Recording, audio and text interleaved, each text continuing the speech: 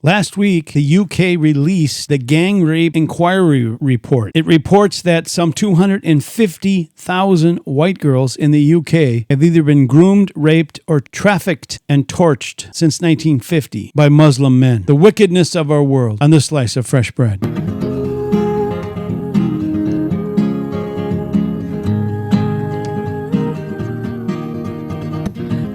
Welcome to Fresh Bread, a podcast ministry of Grace Bible Church, Gainesville, with Pastor Brandon and Pastor Keith.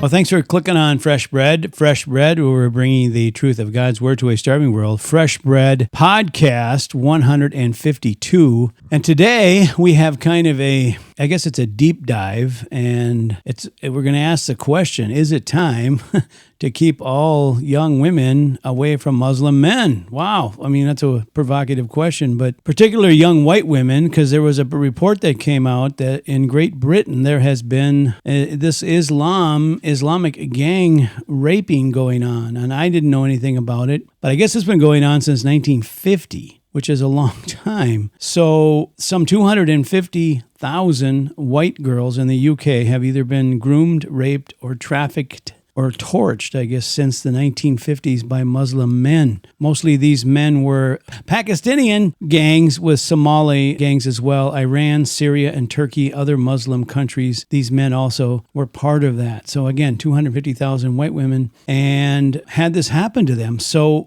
where were the police? What happened to the schools and social service? And where were the politicians? What happened? Why was this covered up for so long? Is it something that going on in our society? And are things happening here that we don't even know about that could be this bad? And this is pretty bad. So we're going to look into that today. And I'm Pastor Keith. He's Pastor Brandon. Pastor Brandon, you're one that sent this article to me, and it was pretty almost hard to believe. Like, this can't be real. But this is what they've discovered by doing some research, and this has been going on for a long time. So what is going on over in the UK? Well, I mean, I think we've known that they have been invaded. I mean, it's probably the best way to put it, by people who are not, from English-speaking countries and people who are Muslim. And so it's definitely something that has gained momentum, it seems like, over the past, well, you said 1950,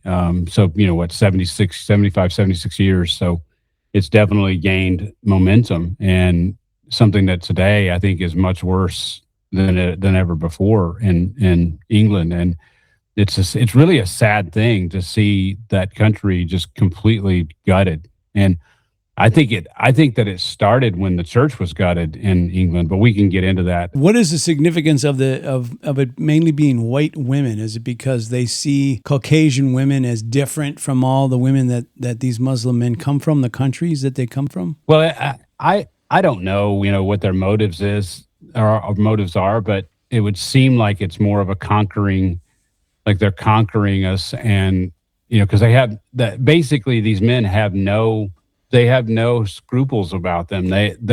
It's just conquer, just to conquer people. And it's really a ruthless worldview, and, that we're dealing with. And so, yeah, I mean, why specifically are they targeting white women? It seems like maybe that's what they're more attracted to and so, but I would think it's probably more that, has a lot to do with just wanting to conquer white people. I mean, that just seems like that's the direction it's going.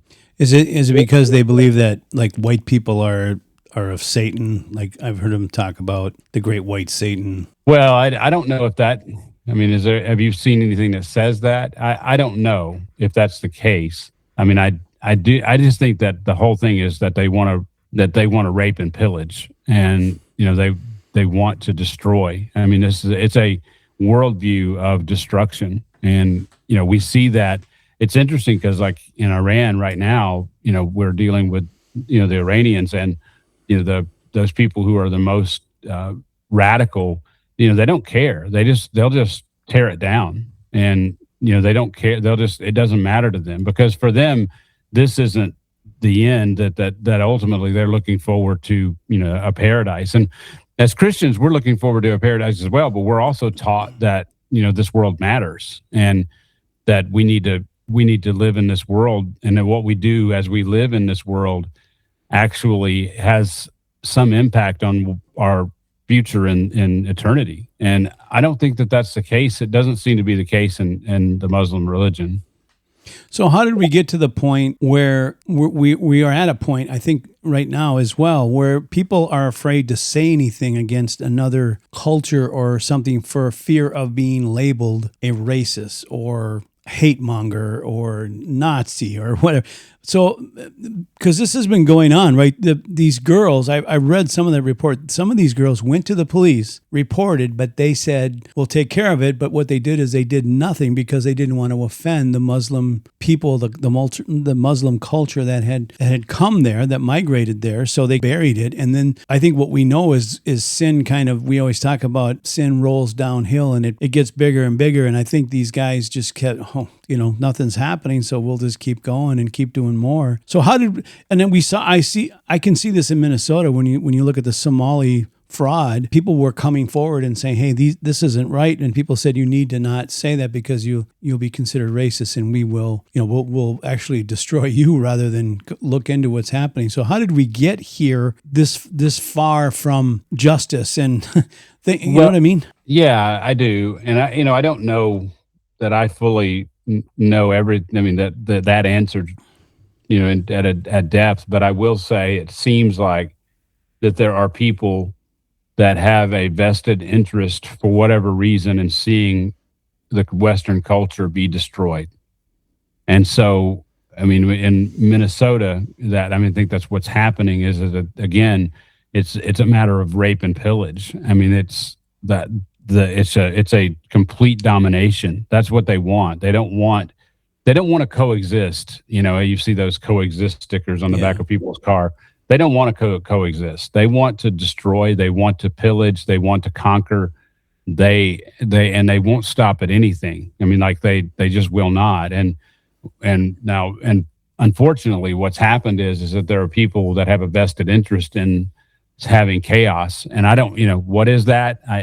It would seem like, I would argue it's moving toward the one world government. If there's chaos, then somebody can step in and as the Antichrist and set things straight. Bring a worldly peace, and which is what we see in Revelation. Excuse me. In Revelation, we see the 7-year tribulation. The first 3.5 years are relatively peaceful, and you have this man who steps up and is able to bring peace. And so, I think it's setting the stage for that is what I think is happening. I know you and I, neither one of us are experts on Islam, but there's so many different nuances to Islam. Like they always talk about Islam as a religion of peace. And you have, people who are anti-violent in Islam, but yet when it comes to women, it seems like it's a weird religion because in Christianity, you get married and you have a wife and you stay faithful to that one person. But in Islam, it appears that when men have the urge, they have a right to pick any woman, and satisfy that urge. And the women are kind of brought up that that's what men do. But when you bring in Muslim immigrants to another country that doesn't understand that, and then look the other way when that starts to happen, my brain just wants to blow up because how does that happen? How do you do that? Like in which branch of Islam are we looking at? Is this like the really like Sunni? Really, there's different. Like, help me figure this out. Well, you said it that I'm not a expert on Islam and the Muslim religion, but from what this report says, these gangs were operated. These rape gangs were operated mostly by Pakistani Muslims, and there were smaller groups from Somalia, Iran, Syria, Turkey, and other places. But I don't know, and it's easy to paint a broad brush. In terms of, is everybody who is Muslim raping women? I don't think so, but there's something about the religion that allows for that to happen, and even it seems like encourages that behavior.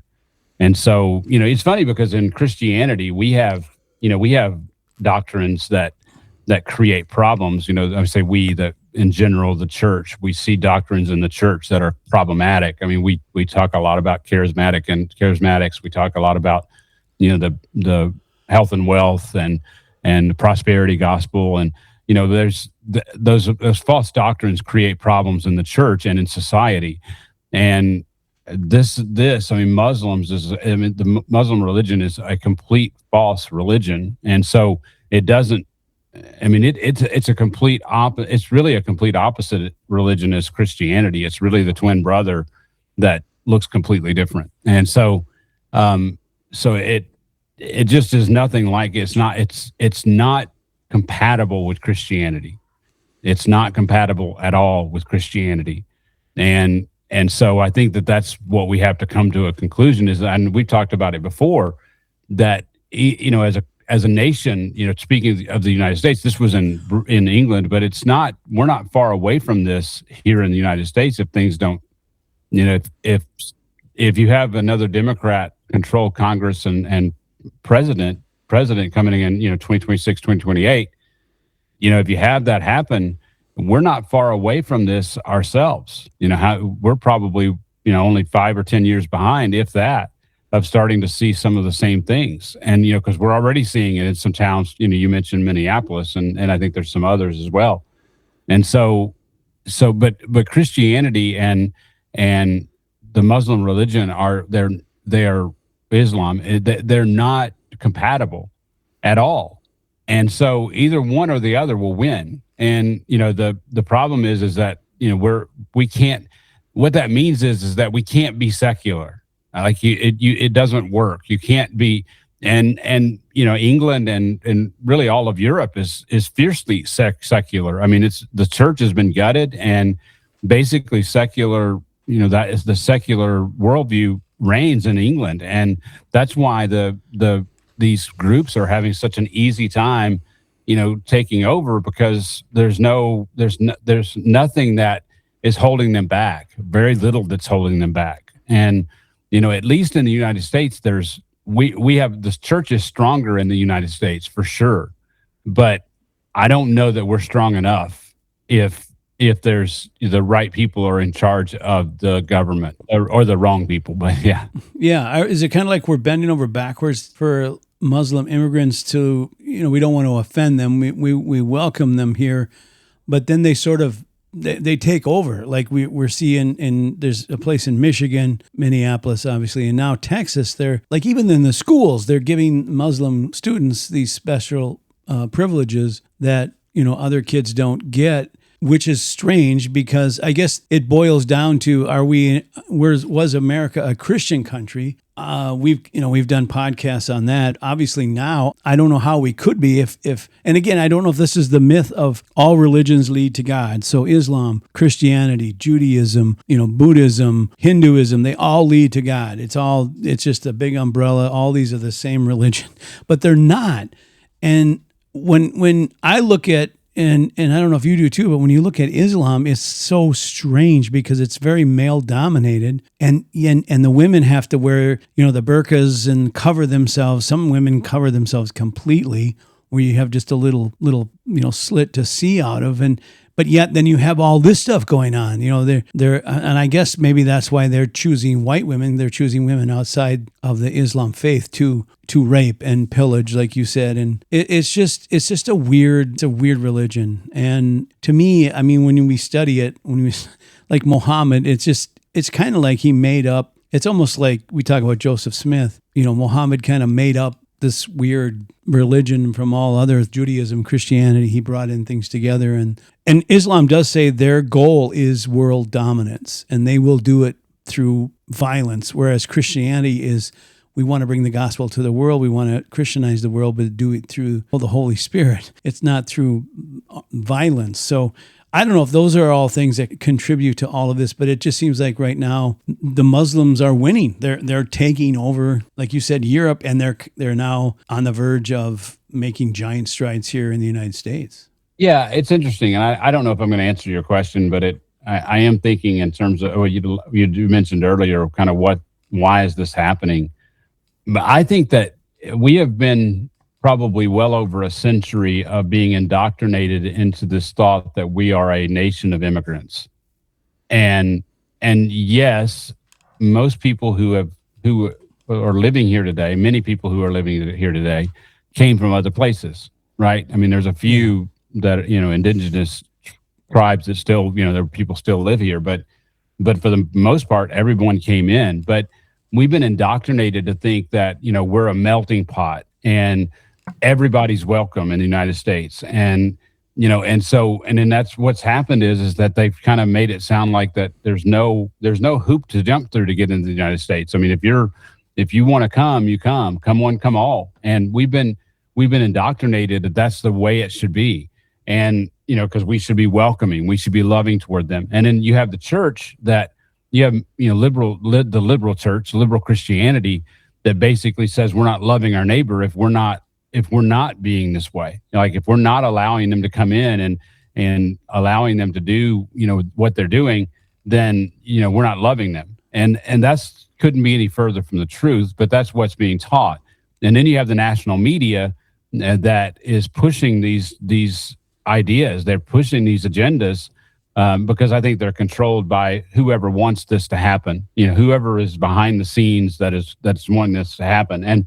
And quite frankly, I see a lot of it as demonic. I mean, I'm coming more and more to see that I think our government at some level is controlled by demons. And I know that sounds radical. I get it. And it would sound radical to me too if I hadn't been thinking about it a lot. But I think that there's a demonic control. I think there's a demonic presence that is pushing these things because they want to see mankind destroyed. And, this is one way to do it. We talk a lot about the year 2020, COVID hit, and then we discovered our government was lying to us about a lot of it. So as we've moved 6 years into the future, do you ever remember a time where everything that you hear and see, is it the truth? Everything that that seems to be happening, like, how do we believe that that's really what's happening? I don't know. You and I have lived through some things, and when I was a kid, I don't remember. We just kind of believed everything, and you believe what your government was saying to your president, especially. And I think we are now living in a time that I've never experienced, where I think we've done a podcast. We've done a podcast on everything. Where, like, how do you know this is real? Like when President Trump was talking about the Iran deal. Is it a good deal? Was it a good deal? It doesn't seem like it. But how do you know if it's a real deal? Like, how do you know what was going on? Again, we always talk about Trump playing 3D chess. Was this whole thing just to weaken China? Maybe this is what the whole thing was, But again, How do we know, like, this stuff is going on? Like you were just saying, like, there's a satanic presence in our country, in our government. But how come we couldn't see that, 20 years ago? Is it just that all this stuff's coming out? Well, we've been red pilled. That referring to the Matrix and taking the red pill, which symbolized that you woke up. Yeah, you're going to be able to see things that you didn't see before, and yeah, I think that we've definitely been red pilled, and I have very little trust at this point for the government, and really for any of them, including Trump and the Republicans. I think that they're more trustworthy than the rest of them are, and therefore I will continue to vote for the best folks that I can vote for. But at the end of the day, yeah, I mean, I feel like the blinders have been torn off, and now we see clearly or we're seeing more and more clearly the really the evil that's there. And, you think about it, as an example of some of the worst things that have happened, I always go back to Lyndon Johnson, because he is the guy that, like the Civil Rights Act of 1964 was passed under Lyndon Johnson. And, who wouldn't want civil rights, right? Mm-hmm. But the problem is that basically that whole thing basically rewrote the Constitution. And a lot of people would argue that we're not under the Constitution anymore. We're under the Civil Rights Act of 1964. And so, is that true or not? I don't know, but it seems like it. Like it doesn't surprise me, right, to hear that. And so, So I mean, things have fundamentally changed in our country, and I think when did it start? We talked about the Civil War being the turning point. I don't know, but how this relates back to the situation with the Muslims. I think what's happening is that our country has been so weakened by those who have their whole idea is power. Our country has been so weakened by that they'll do anything to stay in power. They'll appease anybody to stay in power, including the Muslims, including whoever. And so, you end up with this situation where basically you can't trust any of them. Well, that's what I was saying is you're talking about the red pill. Has this been going on ever since our country was founded and we just didn't know? Or have things deteriorated? Like you talked about the 1960s. I remember when we were in seminary, I don't know if you remember, but Bohemian Grove, remember Dr. Farnell always talked about that, how politicians would go and worship there. Then we have the Epstein files, which just the unbelievable, disgusting, dirty, evil things going on, especially with young children. And, that was going on. We didn't know anything about it. And then it comes out. And then now you've got this in the UK with these gangs of Muslims going around raping 250,000 white women since 1950. And no one did anything about it. And that's the thing I struggle with is when we look at this biblically, when we look at it biblically, justice is what needs to happen, right? When you look at the government, you always talk about this. God gave government the sword to, provide law and order. And it seems like law and order is just sort of gone, or it's just for a certain segment of people. The other people sort of like, okay, they catch them in a crime. Okay, we'll let you go because you're a minority and we don't want to be labeled a racist or, it's just, but that's not how justice is. When we look at the justice statue, right, she's blindfolded with a scale in her hand. There's not supposed to be any kind of preferential treatment. I know that we can talk about rich people have always been able to hire lawyers and get out of this stuff and all that. But what I was trying to say is that it's just odd how all this stuff seems to be coinciding together with. We talked about the corruption of our government, the Epstein files, and now this thing going on in the UK. But I guess my question was always, do you think this has been going on forever? From the beginning, yeah. Like since the beginning. It's interesting. I think that the original founders, I think that a lot of people who came to the United States were coming for religious freedom. They were being oppressed religiously where they were, and many of them came to be able to have religious freedom. And I think that there were, they were definitely, I shouldn't say I think, I know that there were groups that, Puritans and people like that came, I think that had a Christian worldview. And I think that, you have George Washington and, the other founding fathers. John Adams is a great example, that were influenced by that, basically that culture that was built, around, as the continent began to grow, you have huge influence by, people who, actually are Christians. And so I don't know, when they wrote the Constitution, in the early days, was these things there? Probably in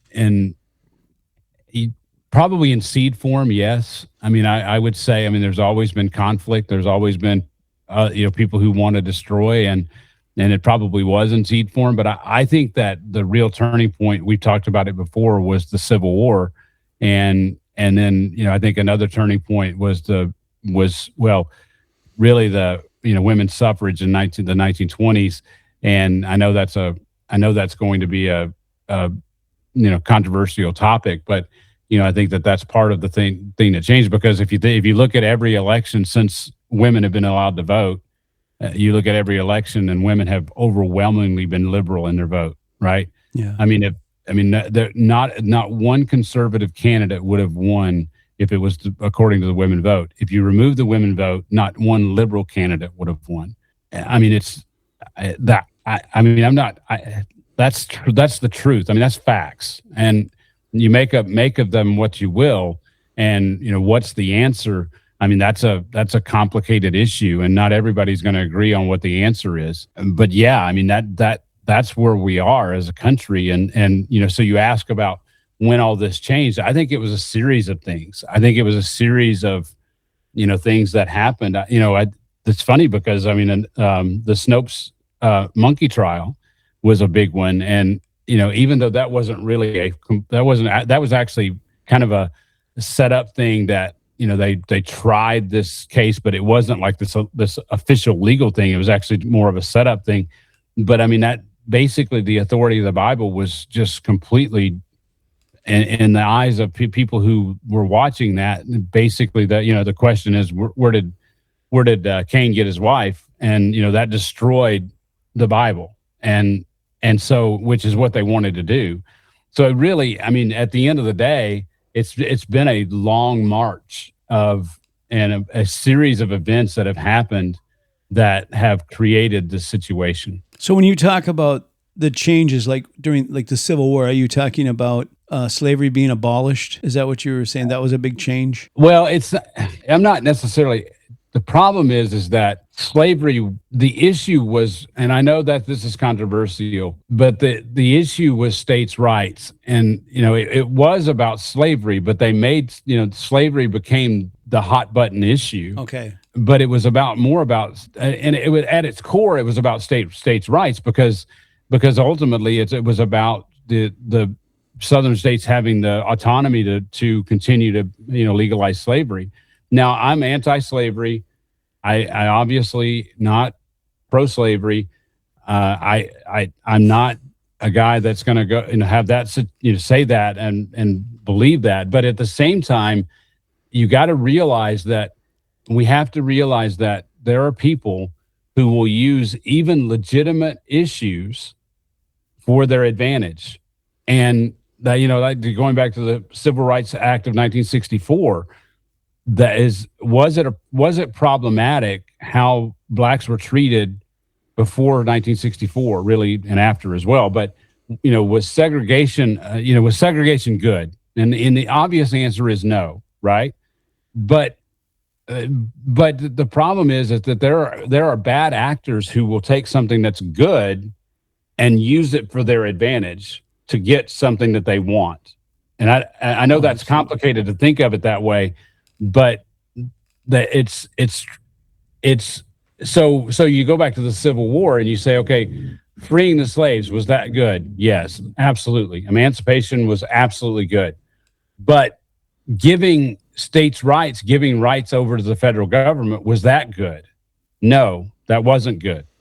Right? Does that make sense? Yeah. So that was your main, when you're looking at the Civil War, your main point was that the states' rights were shrunk and the federal government became stronger, which is what Hamilton and Jefferson always had that debate. Jefferson said, no, the states need to be stronger than the federal. And Hamilton said, no, the federal needs to be stronger than the state because then you can better govern that way. But so, I can see that. Well, you can better control, right? Well, Hamilton was saying that you need a strong central government so that the states can do their thing, whereas Jefferson was coming at it from, no, the states need to be strong to control the federal government. That's kind of where they're kind of coming at it in different directions, but that makes sense to me. I do see that. I can see that where the federal government became super strong, after the Civil War, because it kind of had to, because we had a defeated, I don't want to say enemy, because the South was part of, the United States, but whatever it was, they were a defeated group of states that now had to, I guess, not feel the wrath, but the North kind of stuck it to them a little bit, which didn't help. Lincoln, I think, had other ways before he was assassinated. Anyway, we're getting into a nice history discussion here, which is fun for me, but I don't know how much of it is for another. But I can see that. I can see where that's a big turning point. And then, like you said, you go forward to women's suffrage. Again, feminism just took off in the 1920s, and we can see it in the church today, right? We can see feminism everywhere in the church. Yes. And that's exactly right. And that's another example of, something that, nobody wants to see women oppressed, right? I don't want to see women oppressed, no. But on the other hand, I think that there were bad actors who are trying to use that for their advantage. And the same thing with the Civil Rights Act of 1964. The Democrats were the racist party. the Democrats were the party of the Ku Klux Klan. Yes. Right? That's how it formed, right? But in 1964, there was the Democrat Party that passed the Civil Rights Act. So why did how did that happen? Why did that happen? It's because they realized that they could control the black vote. They would get the black vote if they gave them these concessions. And I'm not against these concessions or the things that, because I mean black society needs to be fully integrated with white culture, white society. I mean, they need to have they're men and women who are created in the image of God. They need to be that's what they need to do. I mean, be, and so that's what they are, and that's how they need to be recognized in our country. But the problem is that there's always these bad actors who take these things and they build in ways of being able to gain more control, in terms of power. And it's all about power. And it's all about, really, at the end of the day, it's all about bringing power to a central point. And ultimately, that's what's going to happen with the Antichrist. Is he's going to coalesce power to a central person. Like, he's going to be the one who has the power that is going to be satanically driven, and he's going to have the power, and it's all going to be, that's the ultimate central government, is this one man who rules everything. Now, what's interesting is, on the other side, in Christianity, you have the God-man, you have Christ Jesus, who will rule and reign. And, but he has overcome and has shown himself to be the one who should be ruling and reigning. Yeah, like you said, it's interesting when you really look at politics and politicians. I never saw this when I was growing up, but power is the main objective, power and wealth. I think wealth is like what's really behind so much of the issues in our world today, is that people are just, they're salivating for wealth, and they don't care how to get it. If I came up with a plan to somehow control the weather, if we're going to have more hurricanes, more tornadoes, worse, more snowfall in the winter, it doesn't matter. I'm just worried about lining my pocket. I don't care how many people die. I just want the money. And it's sad to think of that, but I think as we look at our world, as we are moving towards the end in Christ's return, yeah, everything is sort of setting up. But to me, this is interesting how all this stuff is coming out at this time, with the Epstein files, and now this big UK gang rape file, and just looking at politicians today and how greedy they are, and not. Immigration is such I think you said it too, it's a delicate thing where you bring in immigrants from other countries who are dying to come here to have a chance to enjoy more freedom and do what they want to do, find a job, make some money, get out of poverty. But to just fly in 1 million Muslim people and just throw them in a certain area of Michigan or Texas or wherever, I don't think that works real well. And the thing that I struggle with, and I know we kind of touched on it, but I don't understand how the police and the schools and the social service, and we talk about feminism. Feminism is huge, but yet this is going on and women aren't saying anything. I don't understand. Yeah, it's terrible. That it's interesting. You're right. I mean, it's such a conflict if you think about it, that women have fought for their rights, and feminism has been such a big thing. But then you have the Muslim religion that's completely opposite of that. Like it's about subjugation. It's about women having no rights, and yet somehow that they think it's okay. Like and I would argue it's because it's not Christianity. That's what I would argue. Is that they hate Christ so much that they would rather have Islam than they would rather have Islam outside of Christianity. So instead of Christianity. Yeah, I think that's it. Because you think that's why most churches are now going progressive a little bit, so that they're not as harsh. I mean, I've even heard churches celebrate Ramadan and things like that, which to me makes no sense. But you're right. The world hates Christ. It hates Christianity. So as we look at all of this going on, is this just setting up, the second coming and what we see coming as, during the Great Tribulation and all this stuff? We can kind of see it all being set up, don't you think? Oh yeah, for sure. For sure. That's exactly what's happening is, I think that's exactly what is going on. And you asked where it all started. I think it all started at the Tower of Babel, but, because that's where the nations came from. And, I think that's exactly what's happening is that there's going to be this, and the nations are going to come together again, kind of a Tower of Babel idea. And that's the end game. And I think that there are people who are doing whatever they can to bring about that result. Yeah, and integration is a difficult. It's a very delicate process because I think we all. It's true. The saying is true. All birds of a feather flock together. It's just a natural instinct that people have. I don't know if you heard this too. Like when they were filming in 1968, Planet of the Apes, kind of an offshoot here, but when they were filming that movie, they had men and women dressed as chimpanzees, and some dressed as gorillas, some dressed as orangutans. And at lunch, they all sat together all the chimpanzees, all the orangutans, and all the gorillas sat together. Yeah. It's just a natural thing. But I think there is, as far as Christianity and biblically, there is no race. We are one race, the human race, but there's different cultures and there's different languages, and it's, if there's a French pocket culture somewhere, they're gonna kind of stick together. Like you saw, New York City was like that back in the 1900s, and there was the Irish that came in. They all spoke Italian, so they all became an Italian area. But they still wanted to be Americans. They still wanted to fight in wars for America.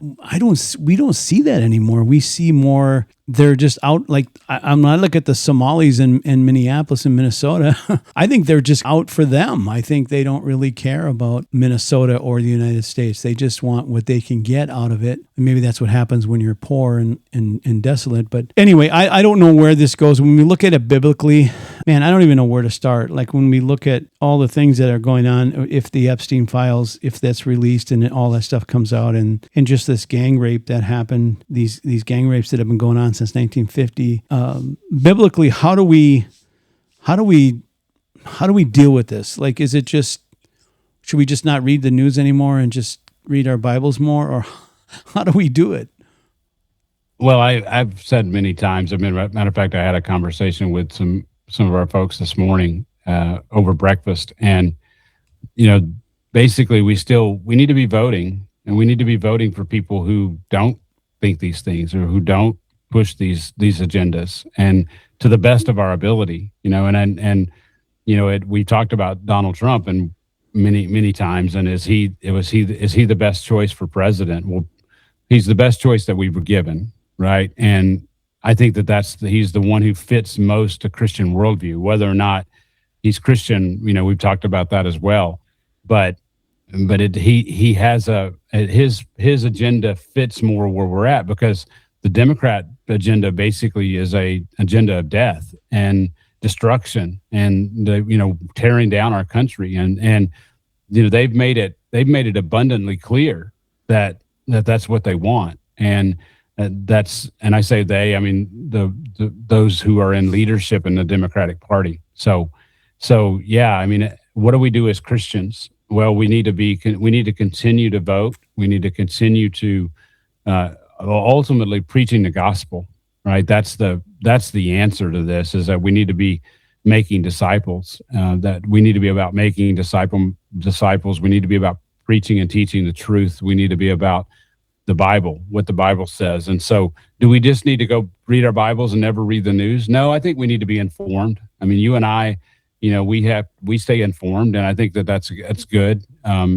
That we do, and I think that our people should remain informed and knowing what's going on. We shouldn't be an ostrich putting our head in the sand. Isn't the ostrich the one who puts his head in the sand? Yeah. Now I'm doubting, but we don't need to be those who put our heads in the sand. We need to be those who are aware of what's going on, and we know the issues, and that we're fighting for what's right and what's good. And we need to be, again, making disciples, those who will do the same. We need to be about teaching and equipping and all the things that we talk about, as Grace Bible Church. That's what we need to be doing. So how do we treat Muslims then? Do we just we witness to them, but we just it's hard because they're I know in Iran the Muslims are, it's okay for them to lie to get ahead, to get what they want. They put on a friendly face and they're very sweet and nice, but behind your back they're planning things. But so do we just witness to them, trust God, but kind of keep our guard up a little bit, or do we just completely trust God and just say, okay? Well, I think that, obviously there needs to be, we need to be witnessing to them. But we also need to be pro any, laws that enforce immigration and, making sure that this isn't happening in other places. I don't know, is Minnesota lost? Well, unfortunately, it probably is. I mean, in terms of where it's at, and can it be turned around? Possibly, but doesn't look good. But we need to make sure that that we limit the strongholds that are out there. Like Minnesota, like California, like Oregon. Those liberal strongholds that are out there. We need to be making sure that we are, that we're engaged and we're voting and trying to make sure that doesn't happen in a state like Florida or Texas or any of the other conservative states. So do we have the attitude of things are looking so good because things are looking so bad? Like we're excited, as our friend Spencer Smith would say? Well, I mean, there is that, right? I mean, that we know that the worse it gets, the closer it is that we're coming to the Lord's return. And so unless you have a post-millennial point of view of eschatology, which basically means that, they think that, this ultimately is going to get better and better until Christ returns to a basically a conquered world. But yeah, I mean, I don't have that. I mean, whether you're amillennial or premillennial, both would agree that things are proceeding from bad to worse, which is what Scripture says. But so yes, I mean, if you have what I would consider the right eschatology, then you have to understand that the worse it gets, the closer we're getting to the end. But that doesn't mean that we just do nothing. I mean, Second Thessalonians, the Thessalonians were basically not working, thinking Christ could return at any time. They weren't.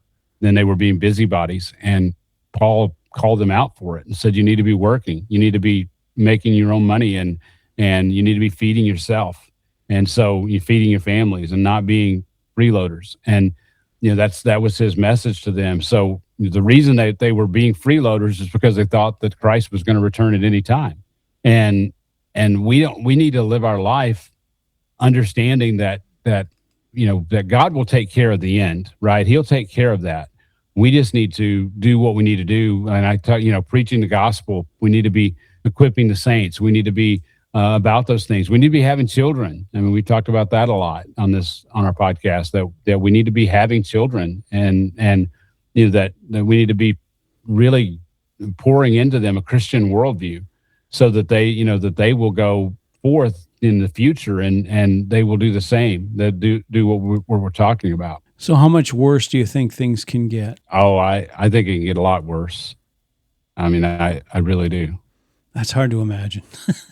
I mean, the stuff that comes out, especially with sex trafficking and with young kids. And I mean, we live in I think we knew it, but I don't know if when things come out, we kind of see how sick we are.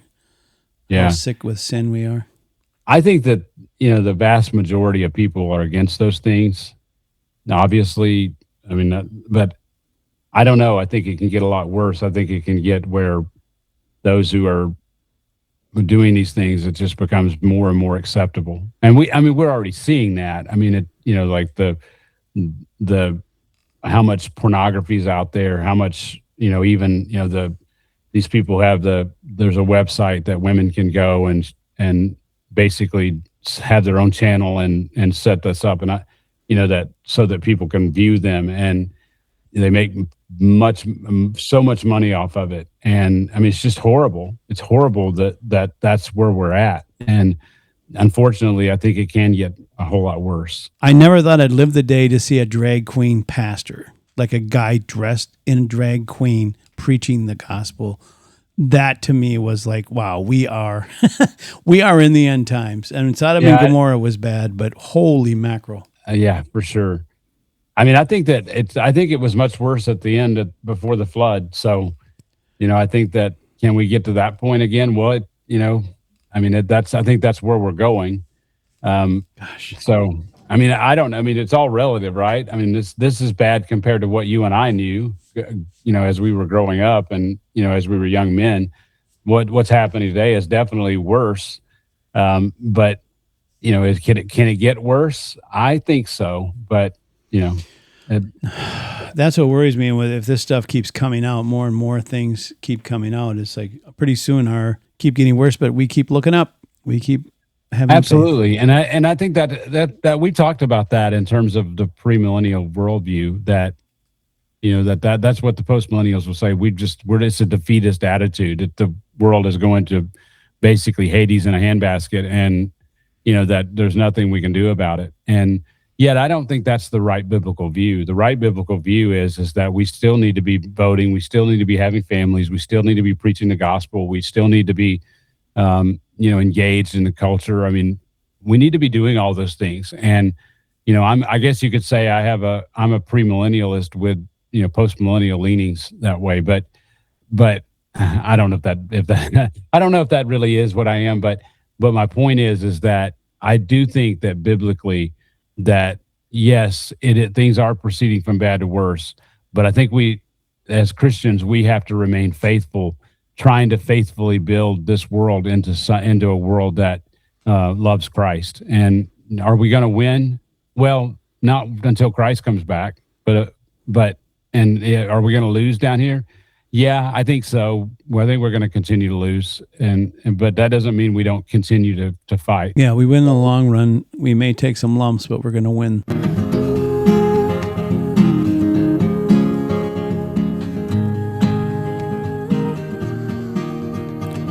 You've been listening to Fresh Bread, a podcast ministry of Grace Bible Church Gainesville. For more information, go to gracegainesville.org. And thanks for listening.